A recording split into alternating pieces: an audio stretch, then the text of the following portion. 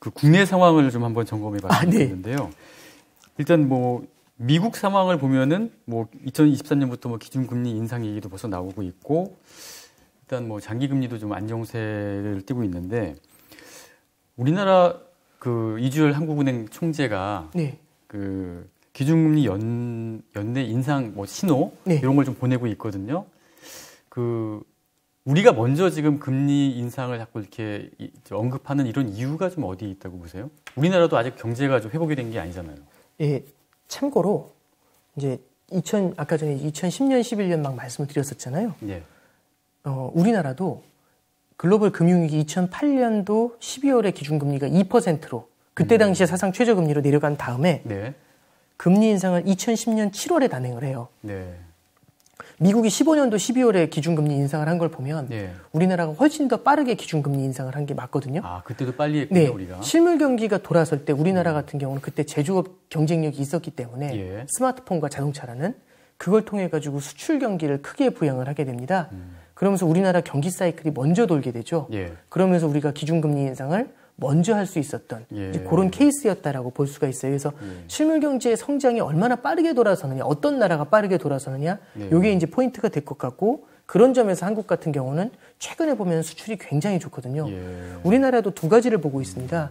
이제 수출 경기가 좋아진다, 수출 경기가 돌아섰다라는 게 이제 첫 번째 포인트가 되고 두 번째는 부동산 시장을 비롯한 자산 가격이 불안하다. 이 두 가지를 바라봤었을 땐 기준금리 인상을 하는 게 맞아요. 지금 해도 이상하지가 않아요. 그런데 문제는 마찬가지로 서민경제입니다. 그렇죠. 자영업을 비롯한 서민경제는 지금 추경을 해야 된다는 얘기가 나올 정도로 여전히 어려운 상황에 처해 있는 거거든요. 그러면 양쪽이 아까 전에 말씀드렸던 지난번에 말씀드렸던 연준하고 똑같은 상황입니다. 양극화잖아요. 양극화된 상황에서 중앙은행이 쓸 수 있는 카드는 모두에게 보편적으로 적용되는 카드거든요. 그게 뭘까요? 그러니까 금리 인상을 했었을 때 어느 쪽이나 다 금리가 인상이 되는 거잖아요. 어느 한쪽을 바라보면 금리를 올려야 되고 어느 한쪽을 바라보면 금리를 오히려 내려야 되는데 그러니까요. 이 사이에서 딜레마에 빠지는 겁니다. 그럼 하는 입장에서도 굉장히 딜레마에 빠지면서 고심이 많겠죠. 그래서 이번 금통위 의사록이 발표가 됐는데 그 의사록에서도 되게 많은 고민이 담겨 있는 걸 읽을 수가 있어요.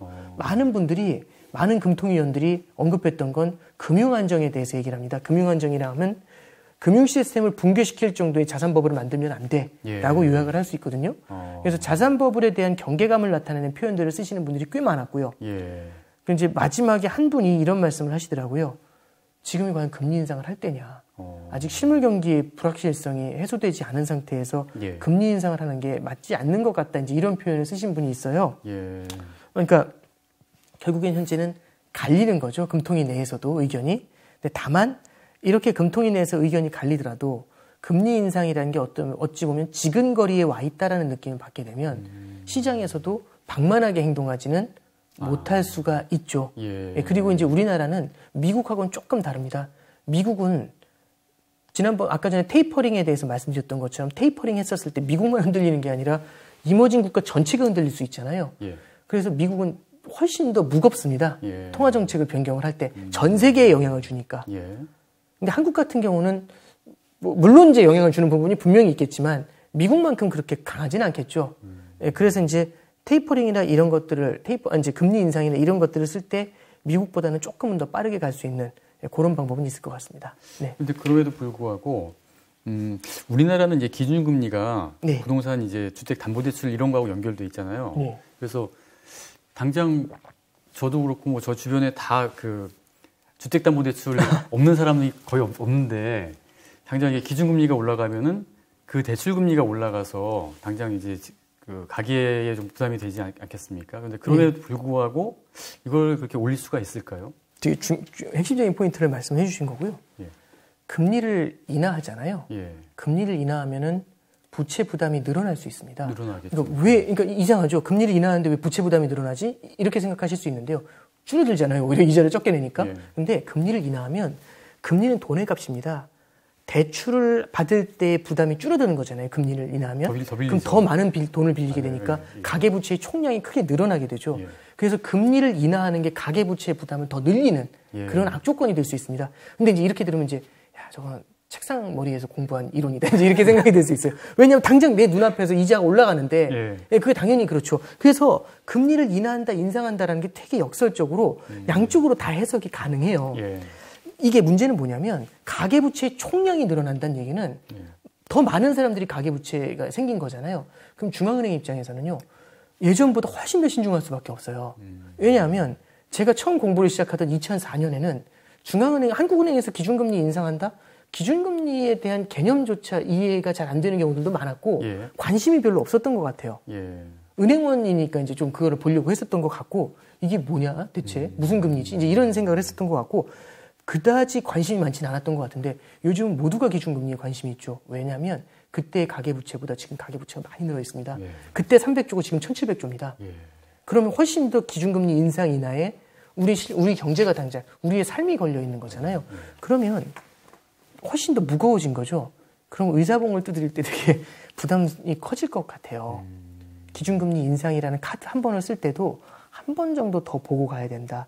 조금은 더 신중해야 된다. 이런 생각이 들 수가 있겠죠. 그래서 저는 뭐 이제 뭐 8월에 인상할 수도 있다. 이제 이렇게 얘기들 굉장히 빠르게 당겨올 때 이렇게 이제 얘기가 나오는데 그렇게 막 빠르게 당겨온다라기보다는 시장에서는 지금 11월을 보는 게 올해 11월에 이제 연내 인상할 수 있다. 이제 이런 컨센서스가 강한데 연내 인상에 대해서는 사실 저는 그렇게 가능성 높지 않게 보다가 어느 정도 좀 올라왔다. 이렇게 생각을 하고 그래도 이제 내년 초 정도가 좀 그래도 어느 정도 가능성이 높지 않겠나. 현재는 그렇게 보고 있습니다. 어느 정도는 양극화를 봤었을 때 정부하고의 정책 보조도 맞춰야겠죠. 한쪽에선 추경을 하면서 한쪽에선 금리를 인상하는 건 조금은 어색한 조합이 될 수도 있어서요. 추경의 효과를 어느 정도 확인을 하고 실물 경제가 돌아서는 거를 바라봤을 때 그런 것들을 좀 확인하고 가려는 움직임은 있지 않을까 생각을 합니다. 그래서 연내에는 연말이나 아니면 내년 초나 이제 이렇게 좀 열어두는 게 맞지 않을까 싶습니다. 네.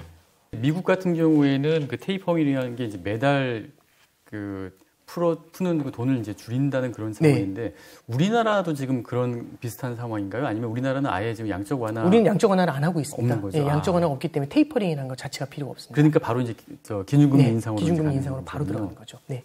과거에 그때 2010년도 지금 10몇 년이었죠? 2013년인가? 그때 우리가 먼저 그 기준금리를 인상했을 때 시장에 부작용은 없었던 거죠.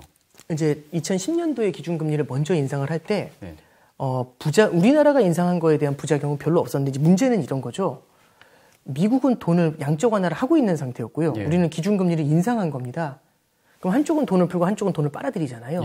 그러면은 달러의 공급은 많은데 원화의 공급이 줄어드는 시그널이죠. 원화가 강세가 됩니다. 그럼 우리 수출이 어려워지잖아요. 수출이 어려워지죠. 수출 경기가 좋아지는 걸 보고 금리를 올렸는데 수출 경기가 안 좋아지잖아요. 원화 강세 때문에. 그래서 그때 당시에 이제 환율에 대한 이슈가 되게 컸고 환율 전쟁이라는 단어가 일면 타이틀로 올라오고 막 그랬었어요. 그때가 언제냐면 2010년도 11월 11일, 11월 12일이었어요. 날짜가 외우기가 좋은데 그때 빼빼로데이 때 빼빼로데이잖아요. 그때 이제 우리나라에서 서울에서 G20을 했어요. G20 정상회담을 저 기억나요. 그때 했었어요. 네, 아셈에서 했었어요. 그때 이제 어떻게 됐냐면 이렇게 해서 끝냅니다. 우리나라만 금리를 올리면 원화가 강세가 되잖아요. 그래서 어떻게 하냐면은 우리나라에서 거시경제 3종 세트라고 해가지고요. 이제 해외에서 자금이 들어오는 걸 원화를 사기 위해서 들어오는 걸 갖다 어느 정도 제한을 하는 그런 정책을 갖다가 같이 발표를 하면서 기준금리를 인상을 해요. 그래서 이제 원화의 빠른 절상을 제어하려고 하는 그런 노력을 좀 기울였던 바 있습니다. 그래서 미국이 계속해서 돈을 뿌릴 때 우리나라가 언밸런스를 맞추게 된다. 그럼 밸런스가 같이 추수하지 않고 오히려 반대 움직임, 엇박자를 탄다라고 하면은 이거는 환율에 영향을 줄 수가 있고요. 이거는 좀 실물 경제에 시차를 두고서 실물 경제에는 부담으로 작용할 수 있는 부분이 됩니다. 그럼 미국 같은 경우에 미국 연준이나 미국 정부는 그 경제가 나름대로 좀 안정화됐다고 보는 지표를 아까 말씀하셨던 성장, 특히 이제 고용 지표를 본다고 하셨는데 우리나라 중앙은행이라든가 한국은행이라든가 정부에서는 어떤 지표를 보나요? 그 수출로 주로 보나요? 한국도 당연히 수출입 지표도 같이 보고요. 우리나라 수출입은 뭐하고 연관이 되냐면 광공업 생산 지표가 있어요. 광공업 지표가 이제 우리나라로 따지면 산업 생산 지표하고 비슷하다라고 보면 되고 그 광공업 지표를 통해 가지고 우리나라 제조업 경기를 어느 정도는 파악을 할 수가 있습니다. 그래서 이제 그게 이제 발표되는 걸 좀 같이 많이 좀 참고를 하고요. 그 다음에 당연히 이제 우리나라 실업률도 같이 보긴 하죠. 근데 우리나라 중앙은행은 또 독특한 건 이제 다른 나라, 이제 미국의 상황 역시 아무래도 이제 그 소규모 개방 경제다라는 한계는 분명히 있으니까 다른 나라의 경기도 같이 바라보면서 네. 통화 정책을 결정을 하는 그러다 보니까 환율도 신경을 좀 써야 되는 부분이 있고 예. 가계부채도 당연히 좀 봐야 되고요. 그러니까 하나로 심플하게 말씀드리긴 조금 어려운 부분은 있는 것 같아요. 예. 그래서 수출과 관련된 제조업, 그 다음에 이거하고 연관된 우리나라의 실업률, 우리나라의 고용이죠. 그리고 대외 경기 이런 것들 같이 보는 그런 케이스라고 생각하시면 됩니다. 예. 네. 그 물가는 간단하게만 여쭤보면은 제가 요즘에 식사를 하고 하거나 이렇게 물건을 살 때 보면은 체감할 정도로 네. 많이 올라가 있거든요. 네. 실질적인 물가는 우리나라 같은 경우는 인플레이션이 우려될 정도로 좀 올라가고 있습니까? 그러니까 그 실물 경제에서 이제 우리가 만나는 장바구니 물가하고 중앙은행이 주시하고 있는 물가하고는 조금은 예, 차이가 좀 있는 것 같고요. 예. 그리고 중앙은행에서는 단순히 물가가 올라가는 거에 보는 게 아니라 지속 가능한 물가의 상승을 좀 바라보려고 하는 경향이 있어요. 그래서 예. 특정 한두 품목을 보려는 게 아니라 전반적인 사회경제 자체의 물가 상승을 이제 같이 보려고 하는 경향이 있거든요. 예. 하나 좀 참고로 말씀드리면 2010년도 대비해가지고 지금까지 우리나라는 저성장 저물가 국면에 있었다. 예. 최근에 물가 오르는 걸 제외하면 이제 말은 그렇게 하지만 물가 많이 올랐거든요. 서민경제에서 마트 가보면 물가 많이 올랐거든요. 맞아요. 저물가가 맞나라는 생각은 물론 물가 상승 속도는 90년대, 2000년대에 비해서 높진 않았지만 예. 물가는 분명히 오르긴 올랐거든요. 예. 그래서 이제 그 표현이 맞나 이제 그런 이제 무색함이 좀 들긴 합니다. 근데 전체적인 틀에서 봤었을 때 물가 상승은 아직까지도 소비자 물가 지수 기준으로 봤었을 때는 예. 아직은 물론 이제 기준선이 2%를 넘어간 건 있지만 아주 부담스러운 레벨까지는 아닌 것 같고요. 예. 두 번째는 지금처럼 2%를 넘어와 있는 게 지속 가능한지에 대해서는 아직까지 뚜렷하지는 않은 것 같습니다. 그래서 그런 것들을 같이 바라보려면 우리나라에서도 실물 경제가 받쳐주는 모습들이 내수 경제가 올라오는 게 같이 보여야 되거든요. 예. 그래서 그런 것들을 조금 더 한국은행에서는 확인하려 하지 않을까 네, 그렇게 생각을 합니다. 글로벌 전체적으로 이제 저성장 저물가라고 하셨고 우리나라도 기본적으로는 저성장 저물가 상황인데 이 상황에서 미국 같은 경우에는 고압 경제, 네. 초과 수요를 발생시켜서 이제 성장을 갖다 끌어올려서 고성장을 만들겠다는 그런 정책을 쓰고 있다는데 우리나라 같은 경우에는 지금 어떤 상황입니까? 이제 우리나라 가능할까요? 같은 경우는 이제 마찬가지로 과거에 비해서 코로나 사태라는 게 참 역설적으로 정부나 중앙은행이 곳간을 열게 만든 효과는 분명히 있었던 것 같아요. 굉장히 적극적으로 곳간을 열게 됐고요. 예. 우리나라 같은 경우도 지금 추가 추경을 준비를 하는 것처럼 경기 부양의 이제 방법을 조금 더 강하게 가져가려고 이제 노력을 하고 있습니다. 예. 이런 것들이 물론 고압 경제로까지 해석하긴 그런데 고압 경제라고 하는 거는 단순히 금리를 인하한다, 재정 정책을 쓴다 이걸 떠나서 이런 데 포인트를 좀 맞추고 있는 것 같아요. 이제 미국에서 쓰고 있는 건 이제 이런 겁니다. 지난 10년 동안 해보니까 성장이 나올만 하면 다들 막 하도 노이즈가 많은 거죠. 물가가 오른다. 예. 이거 큰일 난다. 버블 생긴다. 예. 이거 책임질 거냐. 이렇게 하니까 계속해서 부양하던 걸 조금 줄이죠. 그랬더니 쿵 떨어져 버린 겁니다. 또 간신히 끌어올려서 이만큼 올라오면 또 노이즈가 와가지고 쿵 떨어지고요. 예. 또 끌어올리면 쿵 떨어지고 예. 이제 이런 사이클을 반복하니까 이제 연준도 그렇고 옐런 재무장관도 그렇고 지난 10년 동안에 이제 실수들을 봐온 거죠. 그럼 이번에 들어 올렸을 때 또 마찬가지 노이즈가 물가가 오르니까 큰일 난다. 빨리 긴축해야 된다. 테이퍼링 해야 된다. 다음 달도 늦었다. 이런 얘기가 막 나오잖아요. 그럼 여기에 대해서 연준이 그럼 어떤 반응을 보여야 될까? 그래서 이제 옐런 재무장관이나 이제 파월 의장은 아웃컴 베이스로 가자. 예. 실제 올라오는 거 확인하고 가자. 선제적으로 설레발하지 마시고 예. 올라오는 거 보고 가자. 이제 이렇게 하면서 지금도 계속 노이즈가 이제 생기고 있는 겁니다. 예. 이게 결국에는 이걸 끌어올리면서 어느 정도는 계속 이걸 버티게 만들어줘야 되는 가장 큰 이유는 이런 데 있어요. 이제 제가 예를 들어서 이 볼펜을 생산하는 업자라고 생각을 해보는 겁니다. 예. 이 볼펜을 생산하는데 이 볼펜이 예를 들어 어느 드라마에 나와서 어떤 연예인이 썼어요. 대박이 난 겁니다. 예. 너도 나도 이 볼펜을 찾으러 다녀요. 그렇겠죠. 제가 이 볼펜을 생산하는 업자입니다. 예. 그래서 이제 친구가 와서 얘기하는 거죠. 대박이 났다. 빨리 이거 생산 라인 10개 이상 10배로 늘려서 빨리 생산해야 된다. 늘려야 된다. 예. 이 얘기를 하는 거죠. 저는 당연히 아무것도 모르니까 오케이. 빨리 투자 늘리자고. 그래서 빚내서 빨리 투자하자. 이렇게 얘기를 했었죠. 예. 근데 갑자기 이제 기자님께서 등장하신 겁니다.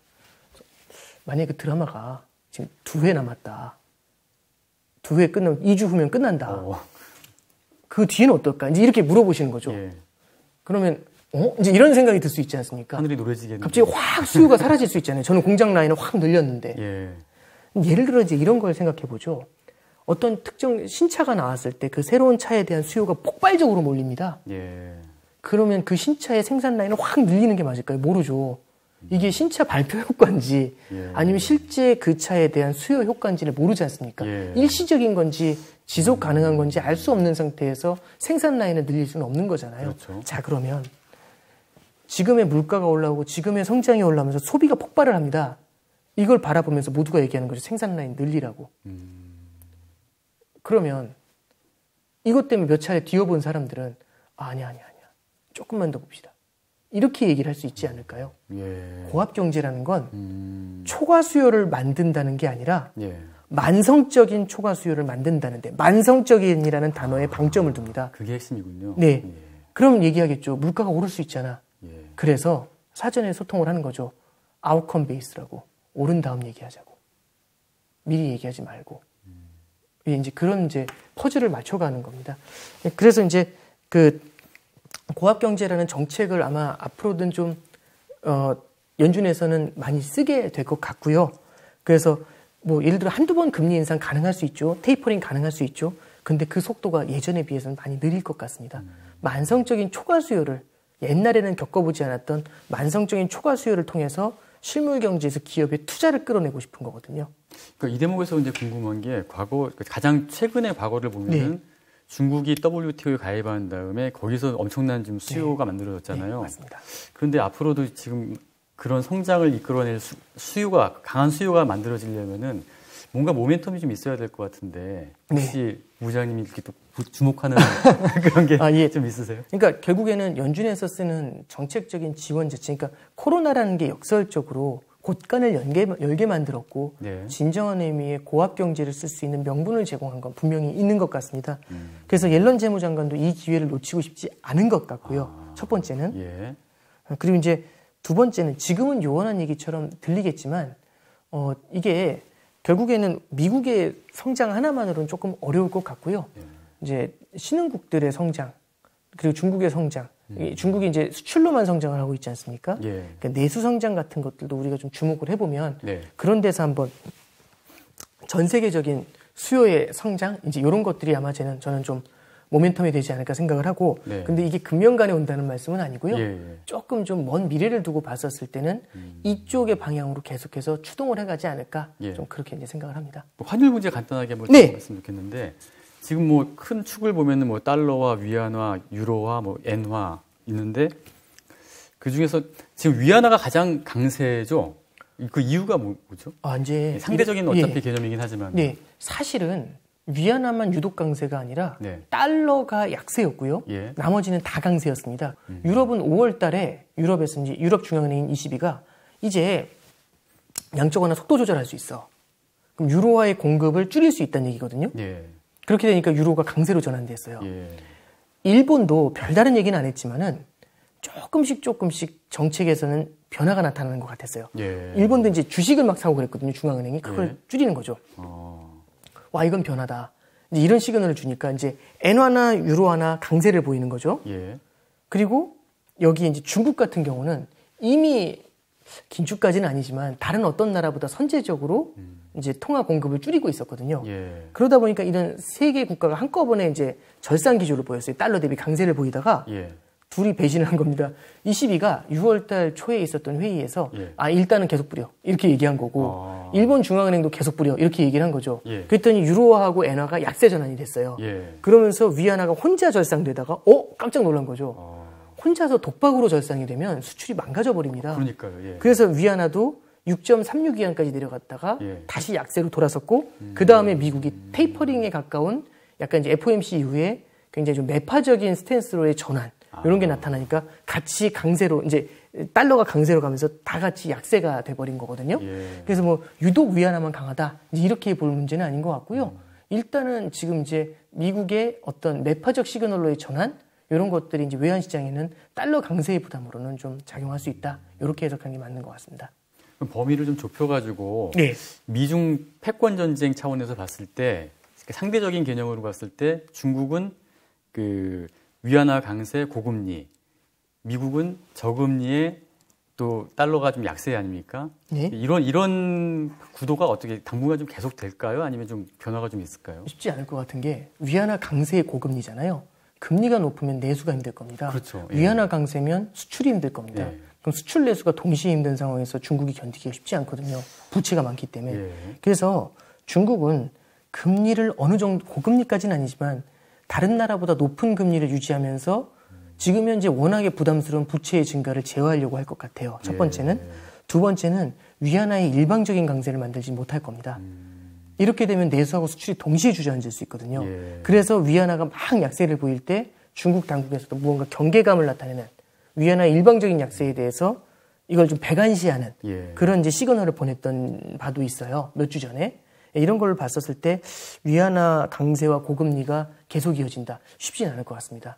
이 밸런스는 중국한테는 굉장히 어려운 얘기예요. 네. 마지막으로 하반기가 이제 시작되지 않습니까? 하반기에서 좀 주목해야 될 포인트, 관전 포인트가 좀 뭐가 있을까요? 연준의 이제 스탠스가 되게 중요한 포인트가 되겠죠. 여기에 대해서 그리고 연준이 이제 긴축이라기보다는 매파적인 전환을 했었을 때 시장이 이걸 어떻게 소화해 주는지가 저는 굉장히 중요한 포인트라고 보고요. 두 번째는 시장이 소화를 해주려면 성장이 나와줘야 됩니다. 근데 실물 경제의 성장이 물가는 기대보다 높은데 실물 경제의 성장이 생각보다 강하지는 않은 것 같아요. 약하다는 게 아니라 생각보다 강하지 않다는 겁니다. 그래서 이게 과연 어떤 점을 시사하는지를 조금 우리가 두고 봐야 되지 않을까 그렇게 좀 보고 있습니다. 그 금리와 물가 그리고 환율 등 다양한 주제를 다뤄봤는데요. 저희 머니올라 동영상과 함께 우리 오 부부장님 쓰신 이 책, 부의 시나리오, 여기에 그 전반적인 내용이 잘 설명되어 있으니까 이걸 같이 좀 보시면은 머릿속에 잘 정리가 되실 겁니다. 어려운 내용을 진짜 이해하기 쉽게 잘 설명해 주신 오늘 부부장님 감사드립니다. 네, 감사합니다. 예.